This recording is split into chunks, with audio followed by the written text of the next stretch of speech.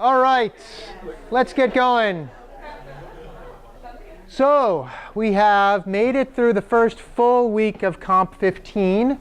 Let's see, we had labs last week. Hopefully you guys have seen the lab, pre-lab for this week, especially those of you who have lab tonight, and you can take a look at that. Today we're actually going over what you will cover in lab tonight, so kind of important for being here today, especially if your lab is later tonight. And we had, of course, homework 1 submitted on Friday. So I only got maybe a handful of people saying, oh, I couldn't submit homework 1 for reasons X, Y, or Z. And that's fine for those who needed that. But what that probably means is that either A, the assignment was like way too easy, or it was just right, but it probably wasn't like too hard. Like you guys weren't like going crazy over it being too hard. One of the things I want to do today is just talk about homework 1 a little bit and get some feedback from you. And I'll give you the feedback I had on some of the assignments.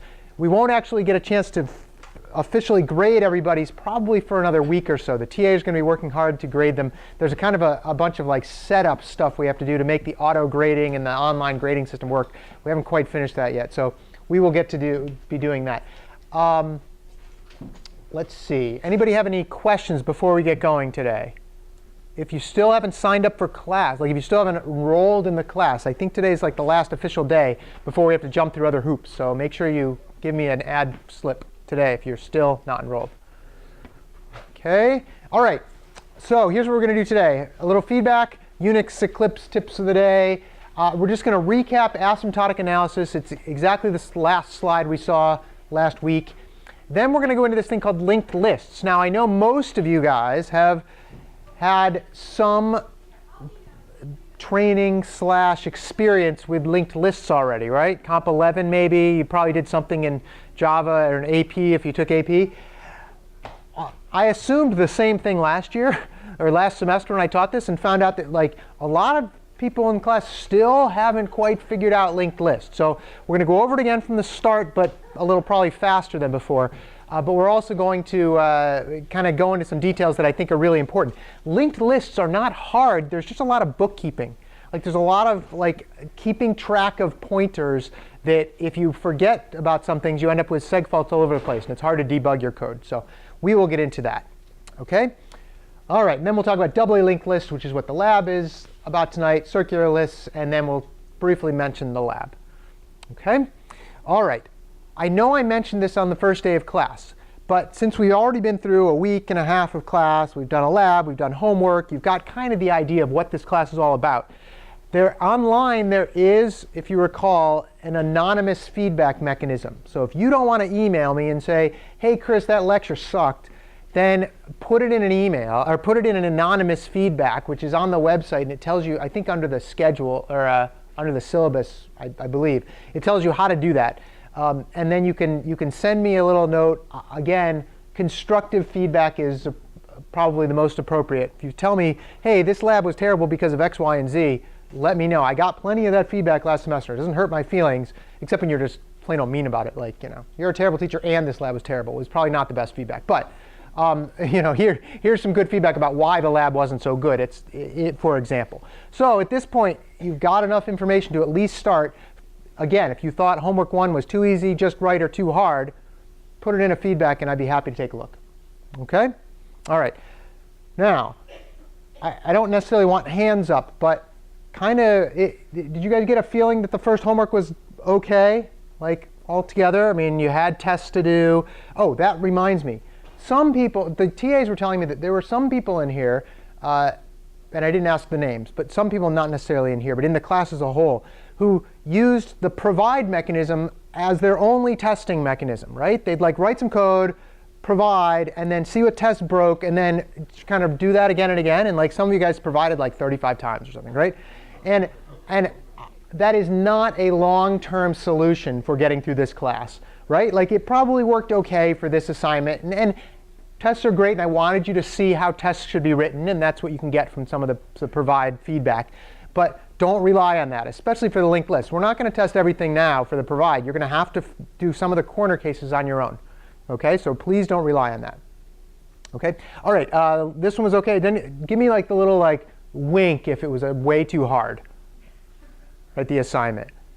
Okay, I don't see any winks, so if you are winking at me, tell me later or send me feedback. Okay, the next assignment, which I will post later tonight, I just have to write a couple more things about it, is really the same assignment, except now you're going to use linked lists, and now I'm not going to give you all the functions. You're going to have to write the functions. And I mean, honestly, it's not that hard to write like the outline of a function. But we're going to start getting you down that road of being more self-sufficient.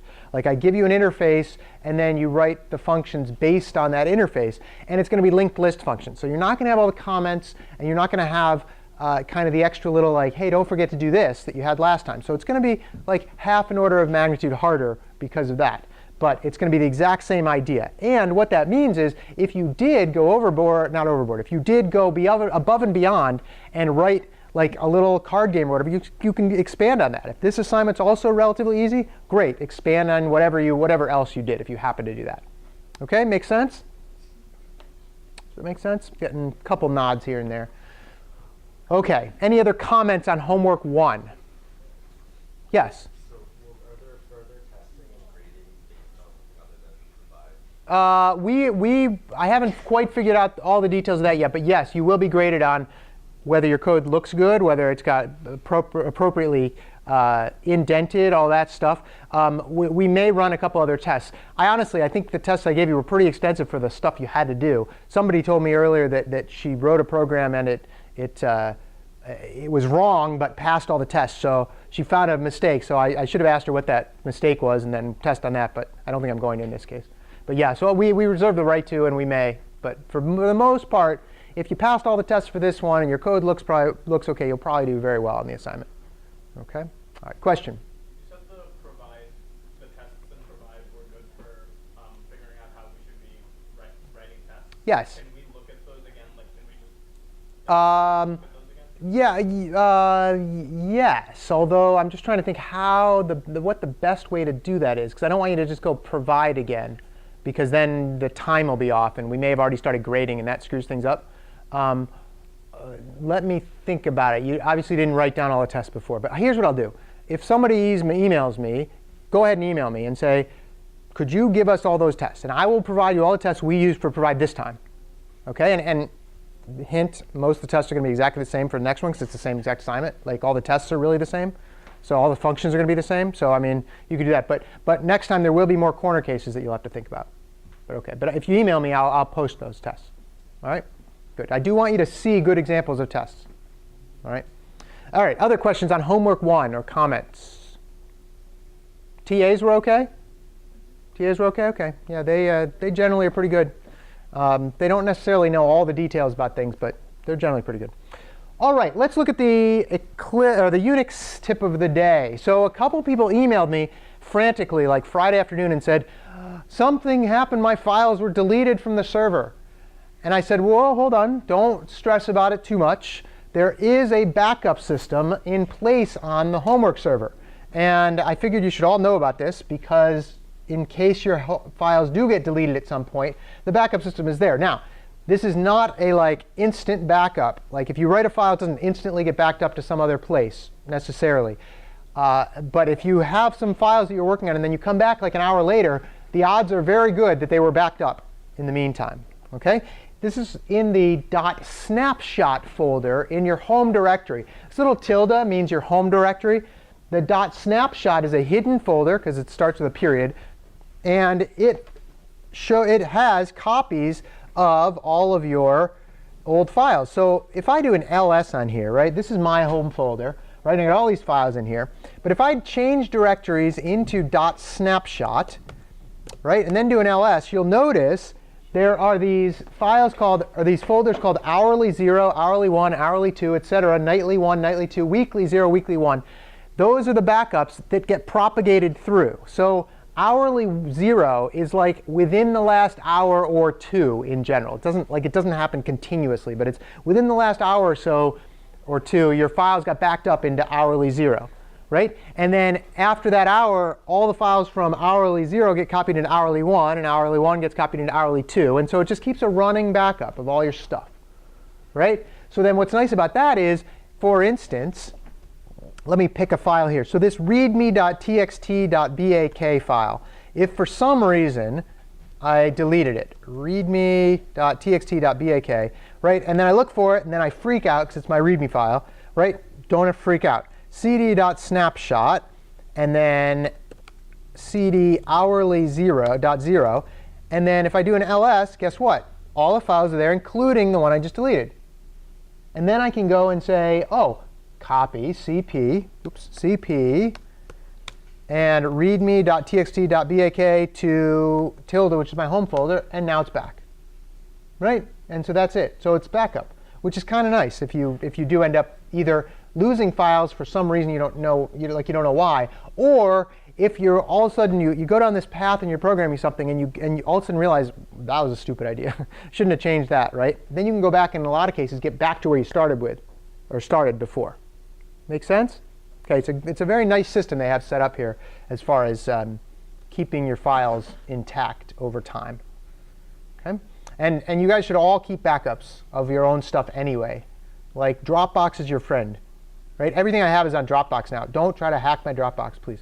But everything is, you keep backups. When I did, I mentioned this to the class earlier. Did you guys ever see there's like an image online that was going around it was some guy put a poster like outside his apartment building and said, if you stole my laptop, I will give you a $5,000 no questions asked return, like refund, or I'll give you $5,000 no questions asked if you return my laptop, because it has my PhD thesis which I've been working on for 5 years and have no backup of, right? And I don't know how true it was or if the guy ever got his laptop back, but that's a situation as a former PhD student that would be nightmare inducing, right? I kept backups all over the place. I'd put them on CDs. I'd email to my mom and my sister and say, print this out and bury it, right? So in case I lose it, right?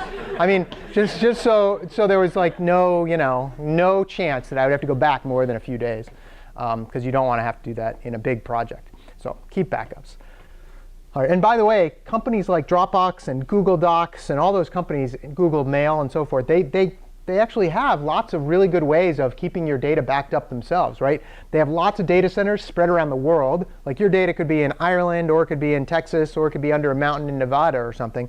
And if something happens, like there's a huge earthquake in Texas that destroys the data center, your data's backed up somewhere else. So kind of nice and smart, and actually kind of an interesting research question about how you do these backups across networks. Kind of neat. All right, question about snapshot. Pretty straightforward. OK, nope, not that. Where do we go here? There we are. Eclipse. So a number of people have said that they've run out of space in their home folders, right?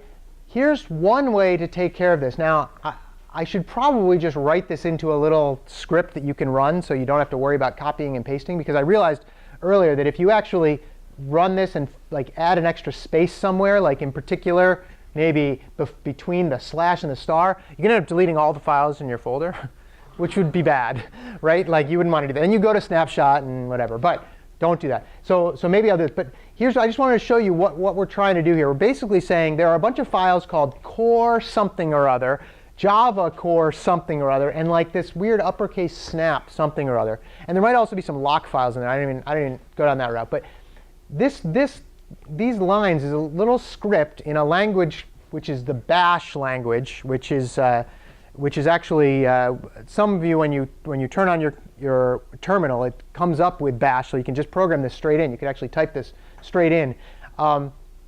And what it's doing is it's going and finding all the files that start with core, start with Java core, and start with snap, and then just deleting them. And so if you call something like core game I'm writing, well, it'll get deleted. So don't do that.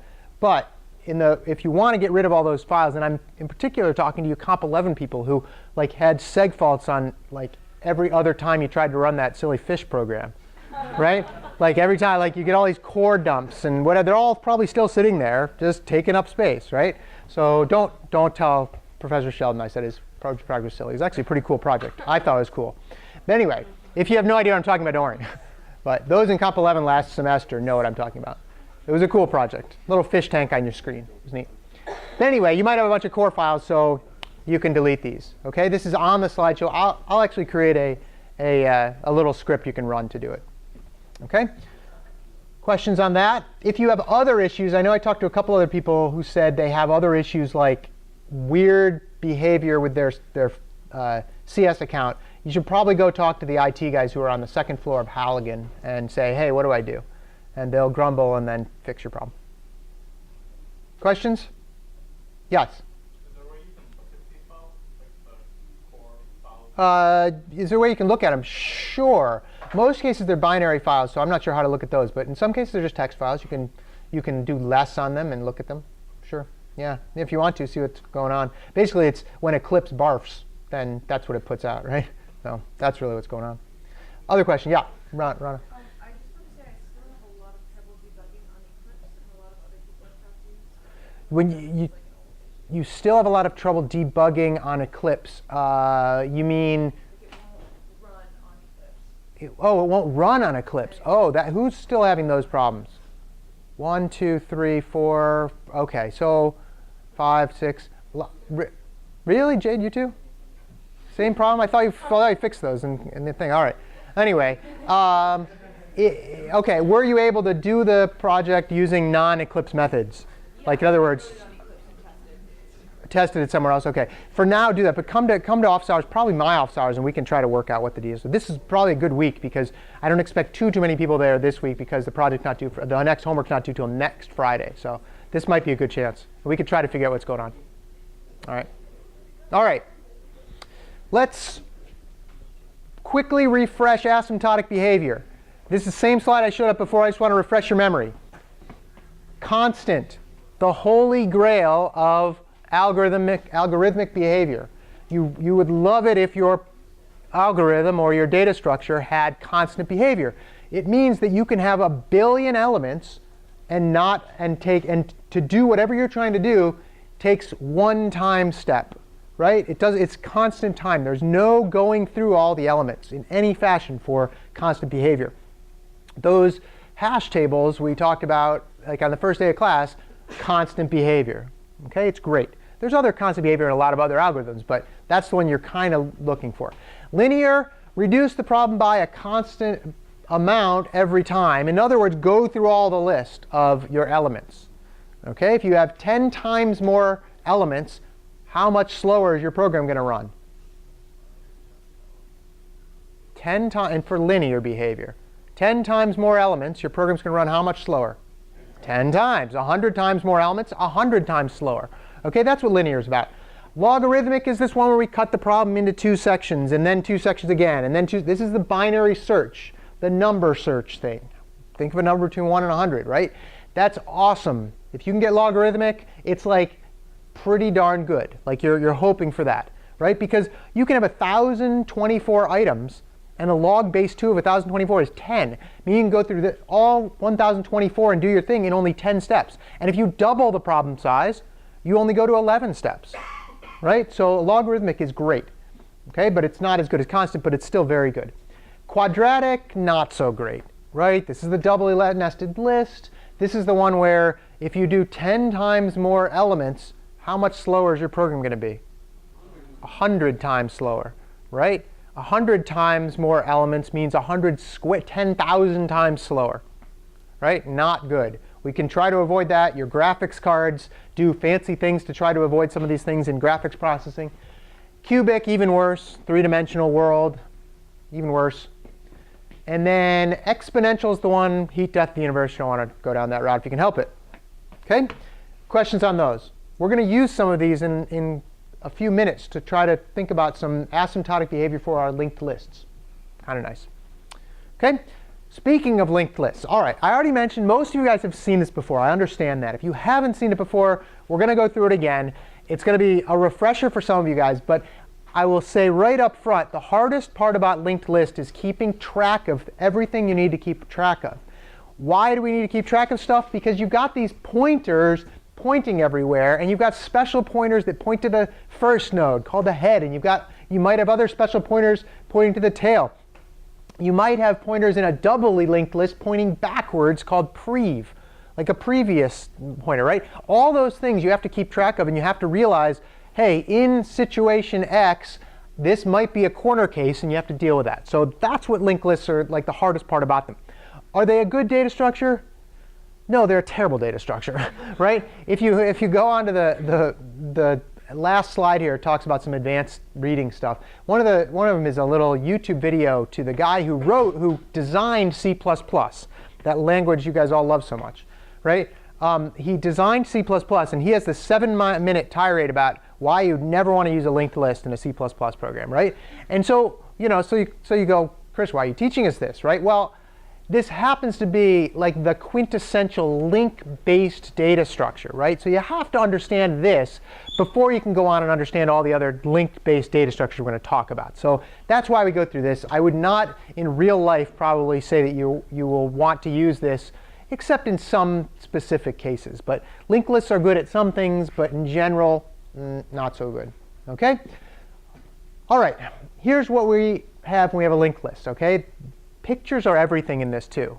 Keeping track of all this stuff is all about like drawing a diagram. In fact, in the lab or in office hours, if you come to a TA and say, I don't know how to debug this, and they say, where's your picture? And you go, I don't have a picture. They go, draw a picture. That's what I'll say anyway, right? I'll say, draw the picture and show me what you're trying to do, because this is a perfect situation where you can do that. OK, we have nodes. These nodes are the structures that are part of the linked list. And the node has data in it. And it also says, hey, here's where the next node is. It's a little pointer that says where the next node is. And you can go from one to the next to the next to the next, all the way through the list.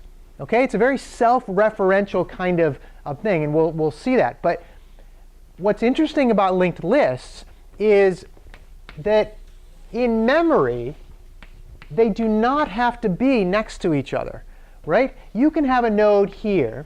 And this node can point to a node over here in this section of memory. This node could actually point to a whole other section of memory down here somewhere, right? And then the node could be there. And there's no contiguous kind of idea here for, and this one could then this one could then point back up to here or something, right? There's no contiguous idea for a linked list. And this is actually one of the reasons why this is not such a great data structure. For a couple of reasons. Can anyone tell me why? This is actually, there's a very low-level architectural reason why this is kind of bad. Any ideas? What do you think? Well, if you have like a spinning hard drive, isn't it bad that the data's not located next to each other? Yeah, spinning hard drives is a great example. So let's say you keep your data on a hard drive, and first block is here, and the next block is way over here, and the next block is down here in some other part of the disk. For a regular hard drive, now these days a lot of us have SSDs, which is you can access any part of the SSD in the same amount of time. But for hard drives, you actually have to, the actual drive has to spin, and you have to wait for it to get around before you can get some of that data. So this is a classic example of like defragment or fragmentation on your drive, and this would be bad. Disk drives, though, you rarely keep big databases on disk drives these days. Well, big ones you do, but even in memory, why could this be a problem? Anybody have any ideas why this could be a problem in the memory system of your computer? Yeah? Could it be that you're cutting up the space into all these weird little bits? So if you have a really large array, you won't actually be able to store it even if you technically have enough memory? That's a very good point. Yeah, so part of the problem is that you might allocate one here, and then one way over here, and then one, and then these parts, let's say you never have a place where you want to use 2 in a row. Well, this would be wasted right here. So that's definitely something. And you're getting there. Yeah? If all your memory is in different fragments on like way different parts of memory, Uh-huh. you have to spend like different weird amounts of time like trying to find all the other bits, and it spends a lot of time hopping around.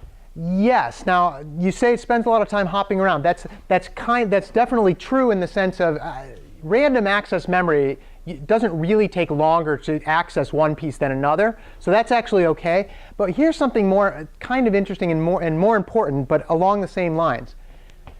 In your computer, you know how you buy your computer and it says you get 8 gigabytes of RAM, right? And you're like, oh, 8 gigabytes of RAM. Well, if you look at the small print, it also says you've got a Core i7 processor with 4 megabytes of L2 cache and 1 megabyte of L1 cache. And you may never even worried about that, right? But what that is faster memory than your 8 gigabytes of memory. In your computer, you've also got these little chunks of fast memory. What happens is whenever you want to access some data, your computer, your processor is smart enough to grab a whole chunk at once and put it in that fast memory because it thinks you're going to access it right next to each other, because most data is accessed next to each other. So it takes a little chunk like this and puts it in the real fast memory. And if you look at the next one, it's already in that fast memory, so it's fast. Well, let's take a look at this case. If you can only take this much at a time, well, you bring this much in. This one's, well, slow because you had to bring this piece in. This one's fast. What happens when you try to go this one? It's actually slow again, because what happens is your computer says, oh, I'm going to take this new chunk and put it in fast memory so that I'm going to access the pieces around here. And then you go and access the one up here again, which has been deleted from memory because you don't have much space in that fast memory. So it's another fragmentation issue, and it really screws up your CACHE caches in your computer. Linked lists are not good for good cache behavior. That's a low-level thing. Most of you guys won't need to worry about that, but it's one of the big reasons why these things aren't so fast. Okay? All right. Questions on how this is set up? We'll get into the details in the next few slides here. Okay? All right. Linked lists always have a defined start. Okay? We call that defined start the head of the list. The head is simply a pointer to a node. The head is not really the node. We call that, like the first node is the head of the list. But the head variable is a pointer that points to the head list. The head could point to this node, but then we can change it and have it point to this one, and now this would be the head of the list. Okay? That's how the head pointer works.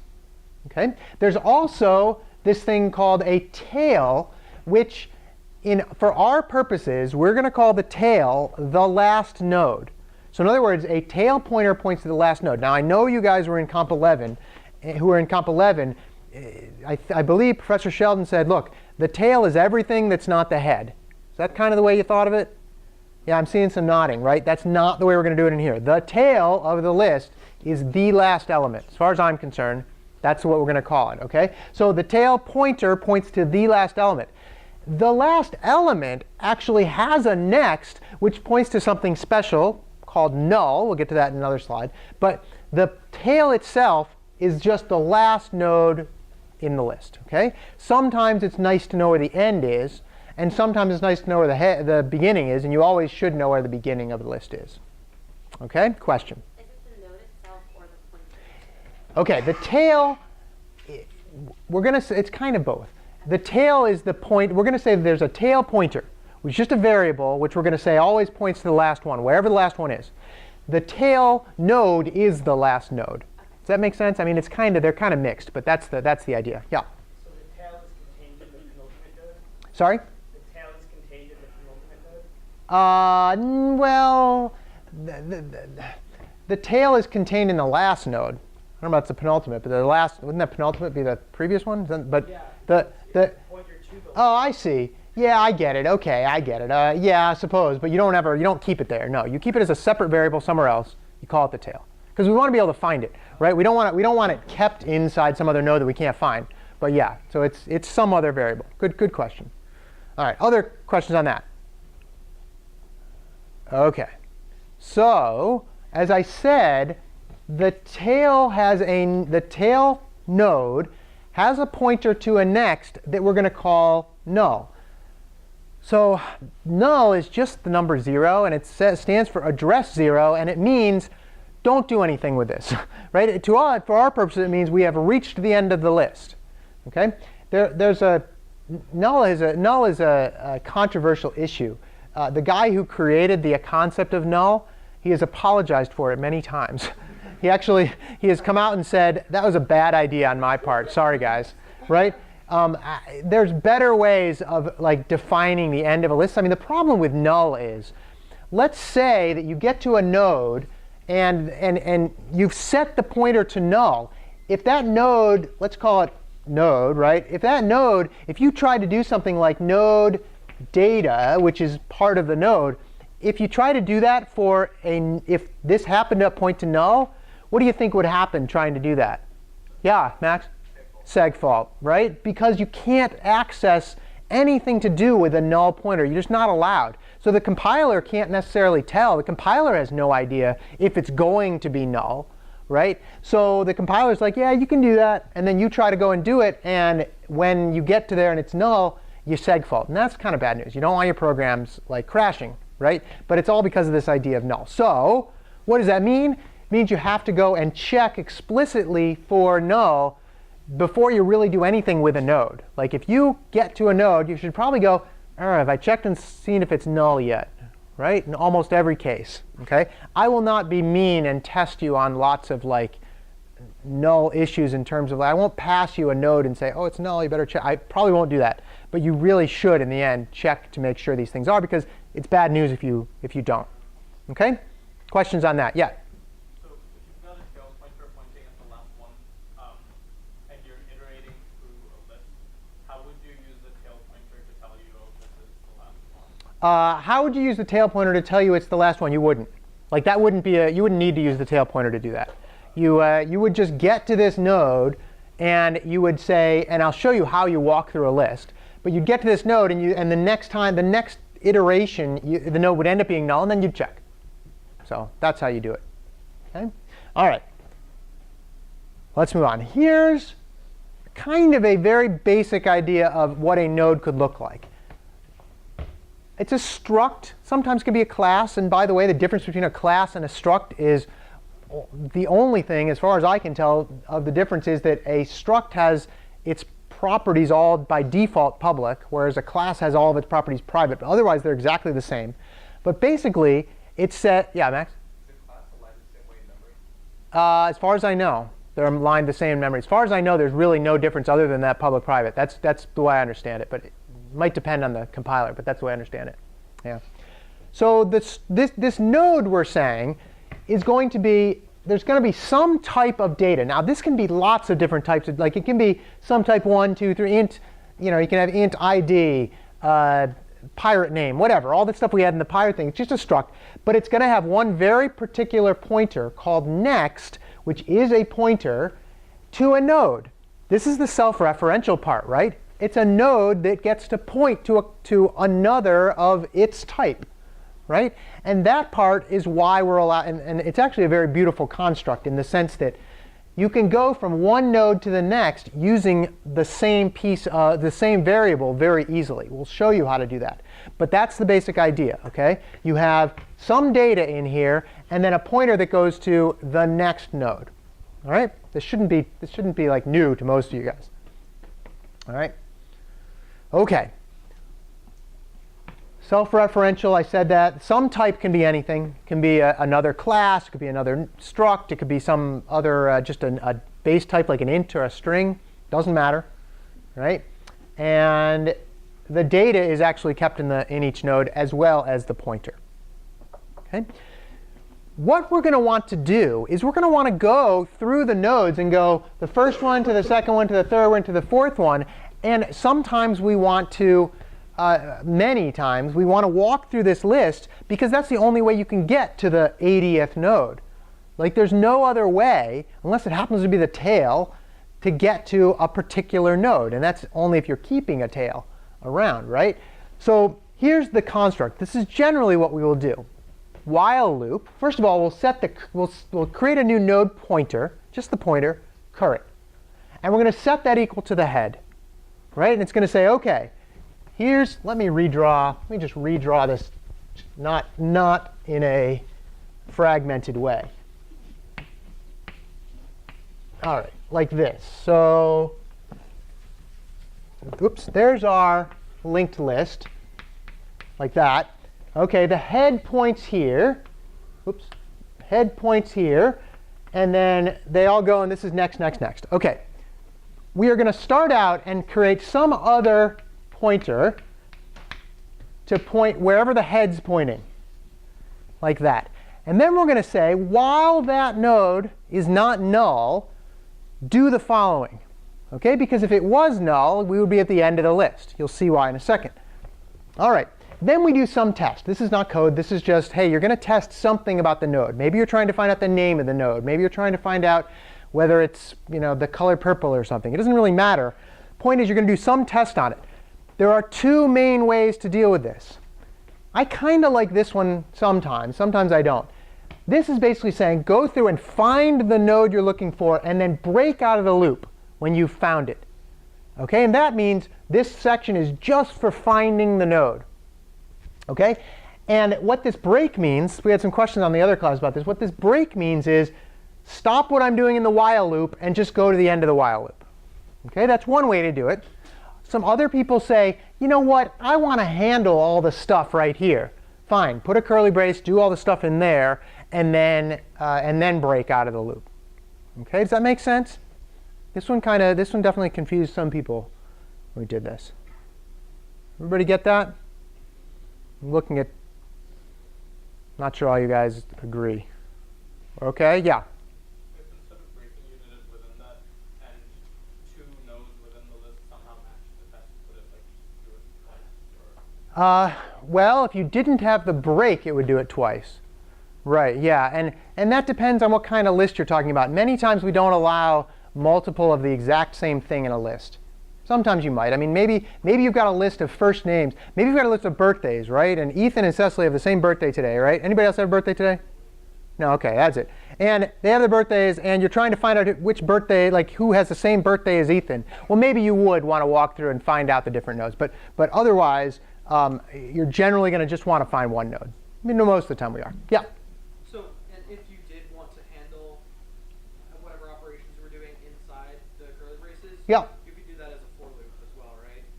You could do this outer one as a for loop? You could do like for node star current gets headed. Not really. Now, if you're doing the standard template library, you do something like that, but you really don't want to do that because, well, that first of all presupposes you know how many nodes there are, and you may. You can say until current is null. Yeah, well, why would you use a for loop when you can use a while loop? Like, what's the point of the for loop? So you condenses it all into one line. So it's just Yeah, so one you don't have line to do your declaration and then do a while loop, and then in your while loop have current gets. I see. Don't do that. You just have for. Don't do that. Here's why. Because for loops generally have a specific pattern, and that's to go through X number of iterations. In this case, you don't know how. Now, could you mangle a for loop into doing this? Yes. But I very strongly suggest against doing that. In fact, you'll probably get points off on your homeworks if you start doing that and it looks funny. Like people, like the graders will be like, why is it a for loop? It should be a while loop. So for our purposes, don't do it. If you want to do that in the future because it's a little less, one less line, fine. Right? I'm not. But by the way, if you did that in a for loop, if you want to use the current outside this loop, you couldn't do it, right? In that case, That's what I'm saying. yeah. I mean, it is somewhat a matter of taste. But I would rather use a while loop because it makes the construct a little bit simpler altogether. Okay. That's all. But okay. Now anyway, if the test fails, so you got to node 1, you're looking for some information about the birthday or whatever, and it fails. It goes to the next line, and this is the important part here. This is the cool part. This now says, change current to now point to what current next points to. Right? This is the self-referential nature of it. It says, oh, now I'm going to point current to whatever current is pointing to, which means now it's going to point over there. Does that make sense? And now you've got current pointing over here, and you do the same thing again. And it's exactly like the same pattern, which is why this is kind of beautiful in that sense. Right? You just go through one after the other, and if current ever gets to the end, like your test you never find your node, it ends up being null, and the while loop takes care of it. Okay, and the while loop takes care of it. Now, if you're going to deal with the current out here, you'd better check for null again, in some sense. Okay, so there's other issues of doing it this way. You have to just be careful that you don't. That you always make sure, hey, am I dealing with a null node or not? Okay. Questions on that? Yeah. So if a test the current works and it breaks out of it, Yeah. how do you access current? Yeah. Well, current. See how current is defined outside the thing? So yeah, then you can do it. Yeah. And this is kind of what you were getting at before. A little bit of if you want to do it inside the loop, you can put it all in one. You could do that. It's just, easier this way in some sense. Okay? All right. Now, if we want to remove a node that we are looking for, let's say we're looking for this node and we want to remove it from the list. Okay? We want to actually take it out of the list and change it, right? We can do this same walking through and checking. And let's say we want to delete the one that has the name, Harvey or something, right? Well, you get to this one, and if it meets your condition, you want to remove it. There's a problem, though. If current points here, what do you have to do to remove this from the list? Yeah. You have to point this pointer over here to this one so that it bypasses this.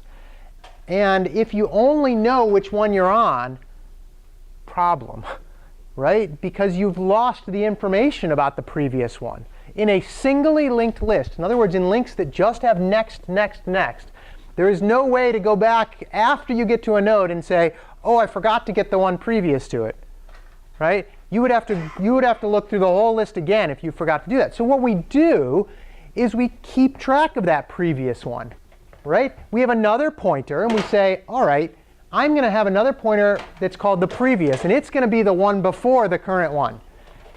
At the head of the list, what should my previous pointer be? Null, right? So I'm going to say prev equals null. And if we get through and find out that the previous is still null when we found our node, where do we have to be? At the head. So that's an important point, right? If you're keeping track and you're walking through this, you do that. Now, let's walk through this list right here and see what happens. OK, first things first, we said we're going to set prev to null. And then we're going to set, well, actually, first thing we said is set current equal to what the head is pointing to. So current's pointing here. Check. All right. Previous is not anything yet. Then we go through the list and we say, if we test and it fails, in other words, we're not at the node we're looking for. Whoops, I should have made that prev, not previous. Prev equals current. In other words, prev is now going to be this one, because that's what current currently points to. So guess what? Prev is now going to point here. And then we say current equals current next, which we said before. Current equals current next. So then this one is now going to point to here. And now if we want to delete this one, we've got the previous one, and we can change its pointer to go over this if we're trying to delete it. OK? It's kind of a lot to think about. And as I said, draw it on the board. And if you draw it on the board or on your piece of paper, and you will figure out what's going on here. OK? You'll be able to see what's going on. Anybody not get that? Yeah. After you bypass the node, do you free that? Good question. We haven't actually quite gotten there yet. I think it might do this on the next page here. Yeah, here's how I would do it in this case, right? You would go and find it, right? Unfortunately for this case, I'm actually, in a second, I'm going to put up another slide that I actually screwed up on, and it walks through a list, and you don't actually need to, and I'll show you why in a sec. Somebody in the other class picked up on it. I screwed up on that one, but I'll show it to you in a minute. But here what you're doing is you're trying to remove this one. You have to go find the previous, right? So you have to go down and find the node starting from the head, walk through the whole thing, right? Do this updating of the previous and the current, and then delete the node. And by deleting it, notice down here I actually use the delete operator. That's really what you kind of have to do. You don't want to bypass the node. Like for instance, in this case, we're going to get to here. We're going to make the previous next point to current next. That makes sense? Previous next is pointing to current next. I'm getting rid of this one. Previous next goes to current next. And then this one, we want to delete this one. You don't want to leave it hanging, because once you change this and then current goes away, this is out in outer space. This is a dead squirrel, but it's not even just a dead squirrel. It's like a memory leak is really what it is. So you do want to delete it. However your mechanism is, you want to actually get rid of it. That was a long story to say yes. right? You delete it. Okay. All right, so let's see if we do this right. So we're going through, checking if, we're going through until we have current equal to null. If current is not equal to null, that means that we have found the node we are trying to remove. But what if previous equals null? Where did we say we were? At the head, and that's a special case. So I actually deal with the special case here. If current is not equal to null, in other words, we've reached a node that we want to delete. If previous is null, then you're at the head, right? Which you could also say if current equals head. I mean, there's other ways to do this, right? But in this case, I'll just say if previous is null. And then we're now going to say if we want to delete the one at the beginning, well, guess what? Head needs to now point to what current next is pointing to, because you're trying to delete this one, right?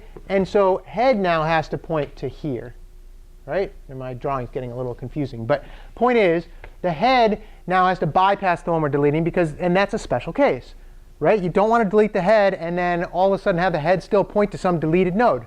Bad idea. Segfaultville, right? OK.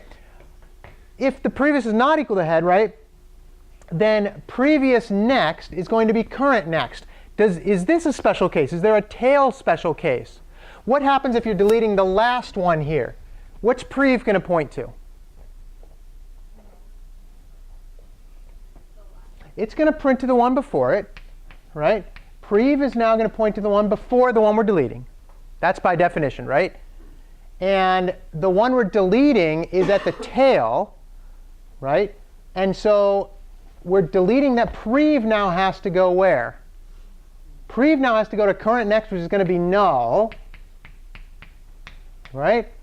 And then if you're keeping a tail pointer, what did I not do here? Yeah, tail now needs to point to prev. No, sorry, yeah, prev next is what it is. Sorry, I did this completely wrong. Prev next, because we're getting rid of this one now. Prev next needs to go to null, and now tail needs to point to where prev is pointing. So if you are keeping a tail pointer, you have to update that one. So it is a special case if you have a tail pointer. Otherwise, it's not a special case. Yes. What do you do with the current pointer then? Well, current pointer in that case, at the tail, current pointer is what? Would it be the head again? Current pointer is equal to, well, it would not be the head again. Current, it's nothing really. I mean, it's just the one you're deleting, right? That's really all it is. Yeah. And it's used to say prev next equals current next, which happens to be null. But if previous is the last one? What, if previous is the last one? Well, if previous is the last one, have you found a node to delete? Yeah. No. I don't think you. Once you delete the last one. Oh yeah, once you delete the last one, prev is now pointing to the last one, but it doesn't matter. It's gonna disappear when the function disappears, like just the variable is. This just doesn't matter. It's just kind of that bookkeeping in that case. Okay. All right. Does this make sense?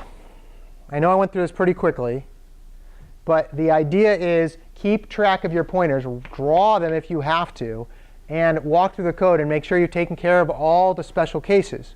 The only time the tail one would be a special case is if you are keeping a tail pointer, which you may or may not do. Okay? Questions on that? All right. This is the next one. Actually, not quite. The next one is where I think the bad code is. OK, let's see. Drawing the situation. Here we go. Insert node after node 1. This is basically saying, here's 2 pointers. Put new node after node 1. OK? Let's look at the diagram here. OK? In the diagram, where is new node going to fit in? It's going to fit in right here, right? And it's going to fit in there, meaning that we're going to have to adjust node 1's next to point to the new node. And then what are we going to have to say new node's next is going to point to? Node 2. You have to do this in a particular order. What if we did it in that order? If we said node 1 next goes to new node.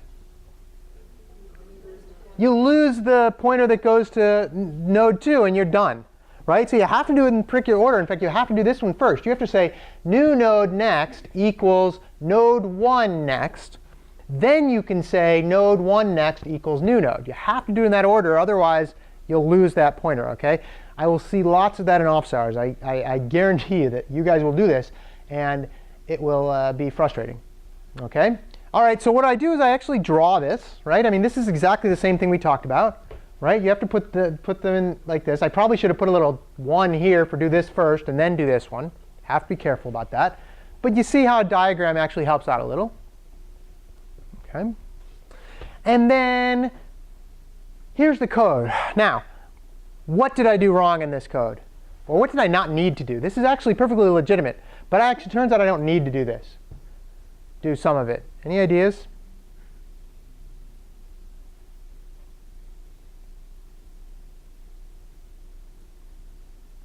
If you don't get it, that's all right. I didn't get it when I wrote it.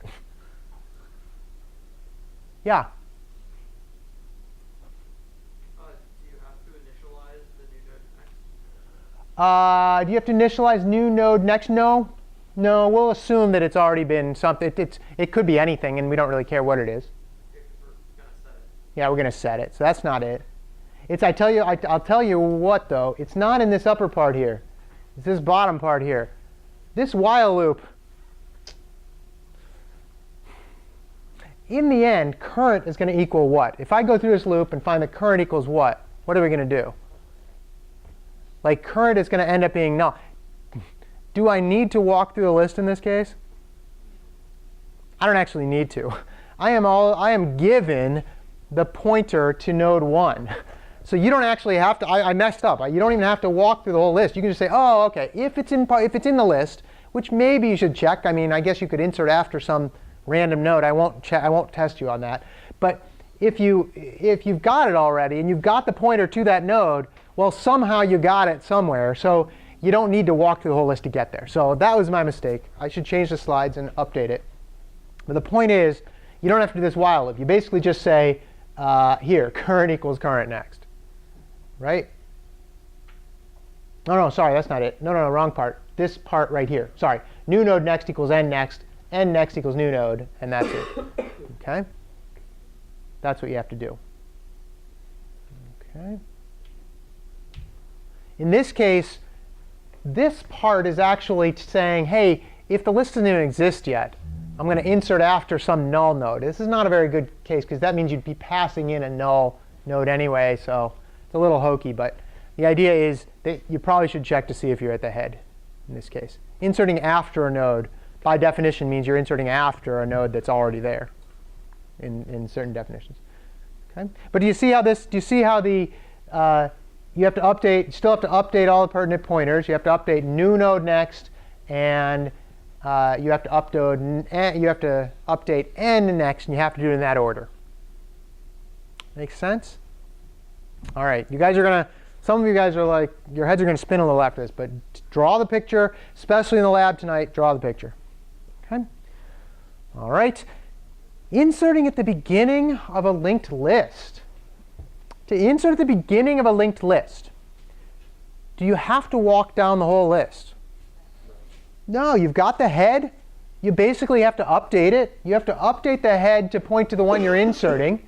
You have to change the one you're inserting to did I do this right?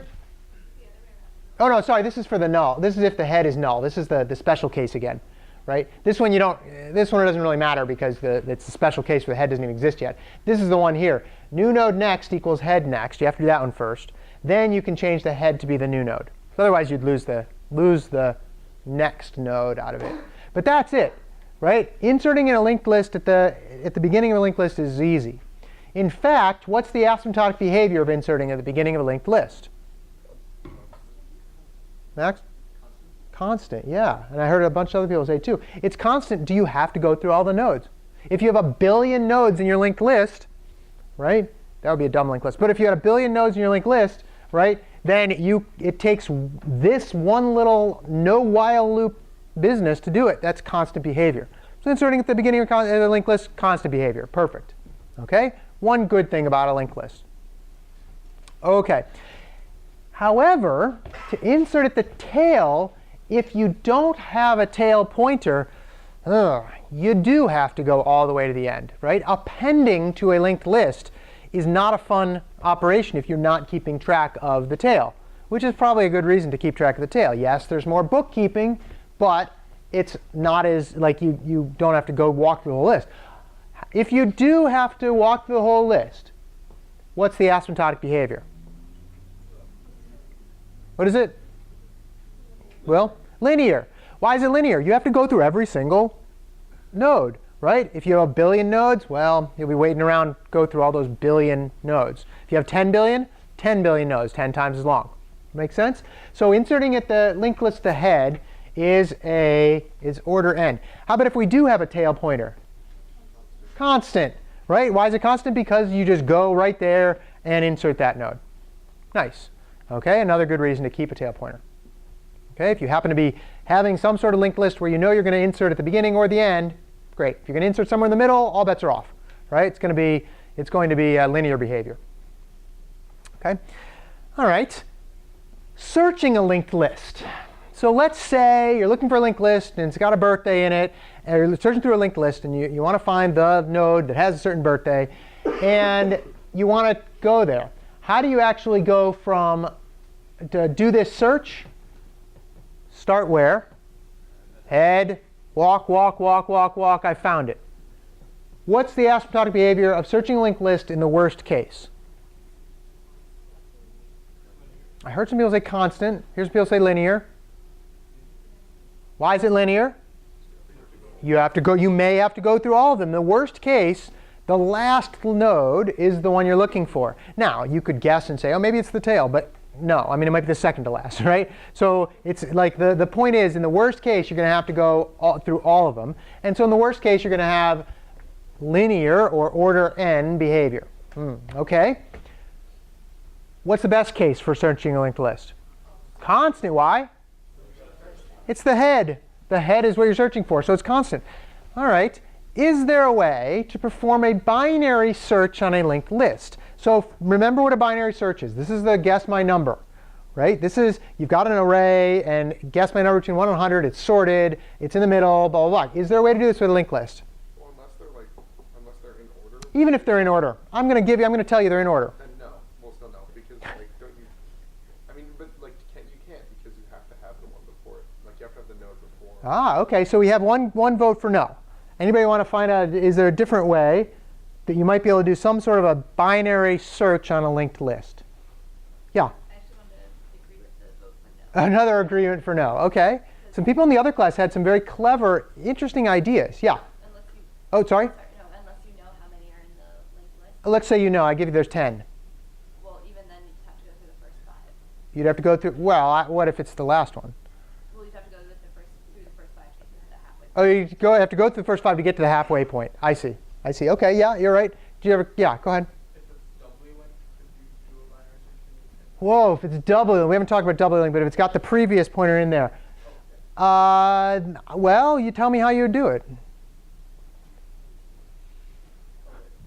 I don't think so. So you guys are absolutely right. There is really no way to do on a traditional linked list. Some people in the other class said, well, what if you add pointers every 5th item? Or, yeah, okay, but it's not a linked list anymore, right? It's some other kind of hybrid list, right? I mean, you can do that, but there's you can make it better, but you'd add more stuff to the list, which is fine. You can do that, but it's not a linked list anymore in the traditional sense. So really, yeah, no, there's no way to do it. Right? You can't do it because you've got to go from the head to the nodes one by one, and there's no way to get to node 80 without going through 79 other nodes, right? So it's just slow that way. So there's no way to do a binary search on this linked list. Okay? Bad news for searching, and you do searching a lot, right? Trust me, Google does not use linked lists in anything they ever implement, right? Yeah, question. I guess just one question on the worst case thing. Yeah, So worst case. when we're going to do that analysis, do we disregard what could possibly be stored in the structure of the node? Yes. When you do the analysis, you don't worry about what could be there, because that goes down that road of I have no idea what's there, right? Yeah, exactly. This is why the worst case, worst case you do. You say everything but the last thing I do is the one I want, right? So you can say, you can come up with worst case for binary searching, right? And it happens to be logarithmic because you can say, okay, first thing I'm going to do is cut the list exactly in half. And then I'm going to cut the rest of the list in exactly half. Then I'm going to cut, so you can make those ideas. But in terms of what's the data, no, you ignore all, like what the actual data is. Yeah. Except to say, no, I'm not going to get it till the end, for worst case. Good. All right.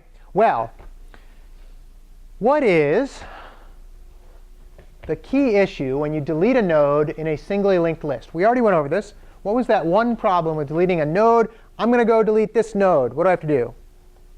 Yeah, John. So you know where it was pointing before you get rid of it? You make sure, well, that's one thing. You do have to know where it's pointing. Like you have to know that it's not null or whatever, right? But as far as, let's say we want to delete the one here. What do we have to change? The previous one. That's the big issue with deleting a node. You have to find that previous one, which is a pain. Well, we have a way to get about this, right? Or go about fixing this. You have to find that node by traversing the list first. Here's what we do to avoid it, right? We come up with this idea of this doubly linked list. Okay? Doubly linked lists are what the lab today and tomorrow are about. Okay? And doubly linked lists are great because if I want to delete a node, I can instantly go to that node, no walking the list at all, and then delete it. The problem is there's like extra bookkeeping, right? Like if you're an accountant, you love linked lists. It's all bookkeeping, right? It's all like which pointers are pointing where and making sure everything works out right and close the book and you're done, right? Well, there's like more to it than you might be used to like dealing with because you have to think about all the pointers involved. Okay? Here's what it looks like. The linked list, it's got every node has both a next and a previous pointer. Okay? The head node, its previous points where? Null, because there is no pointer before the head. So there is no node before the head. So therefore, you have the previous of the head point to null. You can't forget to do that, right? The tail next still points to null, but the previous points to the second to last, and so forth. Here's what's cool. If you happen to keep a tail or a head, reversing a linked list is pretty easy. You go to the tail and you start flipping. It's not trivial, but it's not that hard, right? Like you can traverse a list this way forwards or backwards, right? Whichever way you want. It's kind of neat, right? There's some weird things where you might want to go down its node and then go back a node and then go back another and then down and forth. I mean, there's various ideas of doubly linked lists to do that. Doubly linked lists are so good that if you have a linked list class, like the list class in I think Java or maybe it's not array list. I think the list class in either Java or C++, they automatically build them as doubly linked lists. Why? Because they can take the time to set them up. And pointers are small. Like having every node have one extra pointer, if you've got any data in here that's substantial, it's not a big deal, right? To have an extra pointer just to go the other direction. Just not a bad idea. Okay? So you can go backwards and forwards, and you can delete a node just by going to there. But, like I said, there's lots of bookkeeping you have to do here. Okay? If we want to insert after node n a new node, like this, here's the steps we have to take. We have to update 4 different pointers, and you might have to update a head or a tail. In fact, I don't even think I think that's coming up here. But if we want to go in between here, notice you're going to have to make this one point to here. You're going to have to make this one point to here. You're going to have to make this one point to here, and you're going to have to make this one point to here. Did that make sense? Yeah. Notice the order I did it in. It's not exact, but some of these have to happen in this order. Okay? If you're at the new node, okay, let's say we found the new node, right? Let's see. Let's pretend it's not null. We found the new node. First things first. New node next needs to go to n next. So far, so good? Okay, that means this one is now going to point down here. Second thing, new node previous needs to go back to n. That means this one's going to go here. And we've now put it in there, but we have to update these guys still too. The third thing, n next has to point to new node. So now this one's going to come up and whoop right up here. And then new node next. This is the tricky one. New node next. Previous needs to point to where?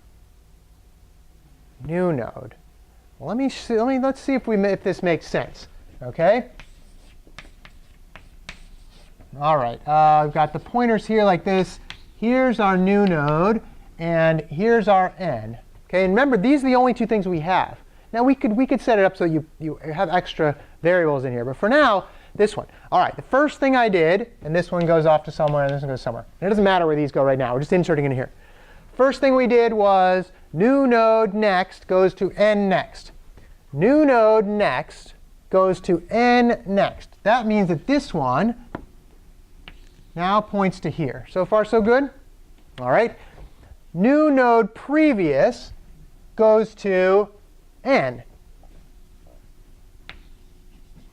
OK.